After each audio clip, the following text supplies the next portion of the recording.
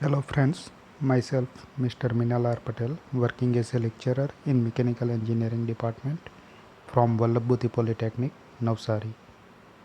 Today I will discuss about some MCQ for subject Basic Engineering Drawing Part 2.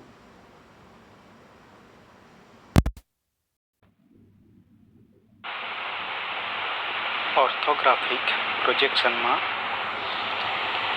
Hidden edges દર્શાવવા માટે એટલે કે જે ભાગ દેખાતો નથી તે દર્શાવવા માટે ત્રુટક રેખાનો ઉપયોગ થાય છે.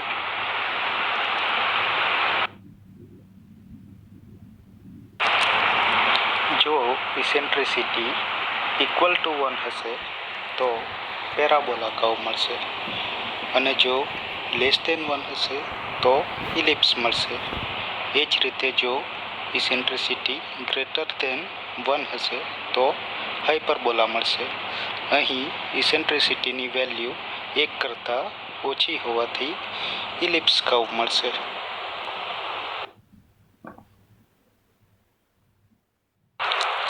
જો સીધી રેખા ઉપર કોઈ સર્કલ ફરતું હોય તો તેના પર આવેલ બિંદુ દ્વારા સાયક્લોઇડ કર્વ મળે.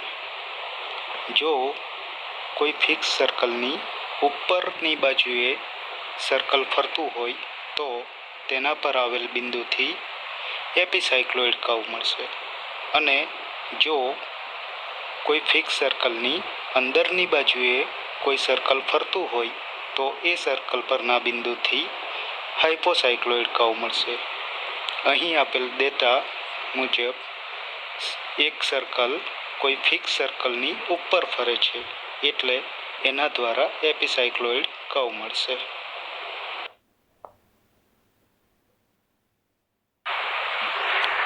આઇસોમેટ્રિક લેન્થ માટેનું સૂત્ર √2/√3 ઇન્ટુ ટ્રુ લેન્થ અથવા 9/11 into true length or we can say isometric length equal to 0.816 into true length. એટલે કે આઇસોમેટ્રિક લેન્થ આપણને ત્યારે મળશે કે જ્યારે આપણે સાચી લંબાઈને 0.816 વડે મલ્ટીપ્લાય કરીશું. 0.816 એ 1 કરતાં ઓછો ફેક્ટર છે, જેથી આપણને આઇસોમેટ્રિક લંબાઈ ઓરિજિનલ એટલે કે ટ્રુ લેન્થ કરતાં ઓછી મળશે.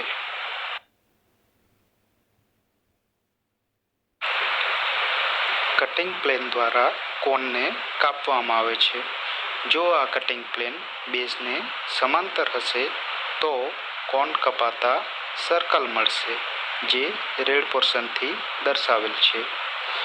હવે જો કટિંગ પ્લેન જનરેટરને ત્રાંસું રાખીને અને બધી જ જનરેટરને સમાવે એ રીતે કોનને કાપે તો તેના દ્વારા ઇલિપ્સ કર્વ મળશે, જે યલો પોર્શનથી દર્શાવેલ છે.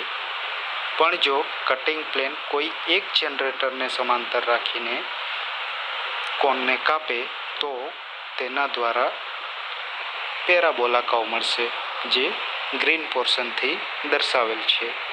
અને જો કટિંગ પ્લેન સીધી એક્સિસને સમાંતર રાખીને કોનને કાપશે તો તેના દ્વારા હાઇપરબોલા કર્વ મળશે, જે બ્લુ પોર્શનથી દર્શાવેલ છે.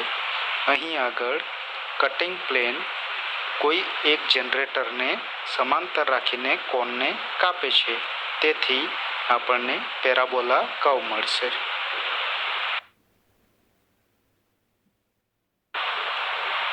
રિપ્રેઝેન્ટેટિવ ફ્રેક્શન એ ગુણોત્તરના ફોર્મમાં દર્શાવાય છે, અને એ ગુણોત્તર એટલે ડ્રોઈંગની અંદર ઓબ્જેક્ટની લંબાઈ ડિવાઇડેડ બાય ઓબ્જેક્ટની સાચી લંબાઈ.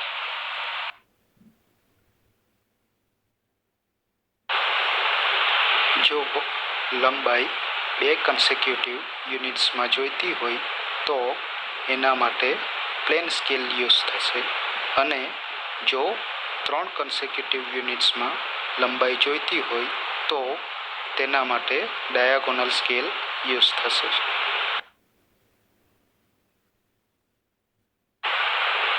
જો ઇસેન્ટ્રિસિટી ઇક્વલ ટુ 1 હોય તો પેરાબોલા કર્વ મળશે, પણ જો ઇસેન્ટ્રિસિટી લેસ ધેન 1 હોય તો ઇલિપ્સ મળશે, અને જો ઇસેન્ટ્રિસિટી ગ્રેટર ધેન 1 હોય તો હાઇપરબોલા કર્વ મળશે.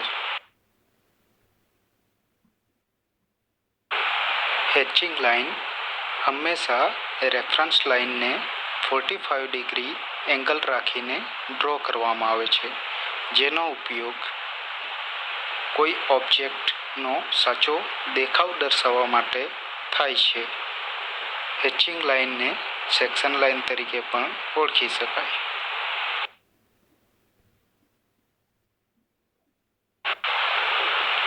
કટિંગ પ્લેન બેઝને સમાંતર રહીને કોણને કાપે તો તેના દ્વારા સર્કલ મળે, પણ જો કટિંગ પ્લેન બધી જ જનરેટરને સમાવે એ રીતે ત્રાંસું રહીને કોણને કાપે તો તેના દ્વારા ઇલિપ્સ મળે. જો કટિંગ પ્લેન કોઈ એક જનરેટરને સમાંતર રહીને કોણને કાપે તો તેના દ્વારા પેરાબોલા મળે, અને જો કટિંગ પ્લેન એક્સિસને સમાંતર રહીને કોણને કાપે તો તેના દ્વારા હાઇપરબોલા મળે. અહીં આગળ કટિંગ પ્લેન બધી જ જનરેટરને સમાવે એ રીતે ત્રાંસું રહીને કોણને કાપે છે, જેથી આપણને ઇલિપ્સ કર્વ મળશે.